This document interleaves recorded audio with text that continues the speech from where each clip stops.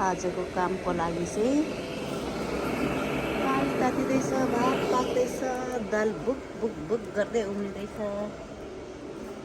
अनि दिदीले चाहिँ यहाँ रोटी पोल्नको लागि रोटीले पुगेन नि त, यति मात्रै छ। अनि यहाँ चाहिँ थालपुटीको यहाँ चाहिँ झुलमा पिस पुगेन क्या, अनि त्यहाँदेखि त्यही भएर चाहिँ फेरि पकाउँदैछौँ हामीले रोटीहरू। यहाँ थोरै रोटी छ।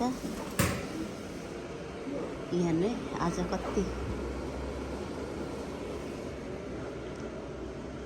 रेडी हुँदैछ आजको लागि चाहिँ यहाँ ग्यारेजमा।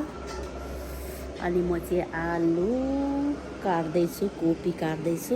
आमाले चाहिँ धोएर ल्याउनु हुँदैछ यहाँ। यो पानी कहिले उम्लिन्छ र तात्तिन्छ र कफी खाउँ भनेर भन्दैछु। ल दाल त्यतिले पुग्दैन आजको दिनमा। आज चाहिँ के अरे अन्तिम दिन हो, चौकिने दिन।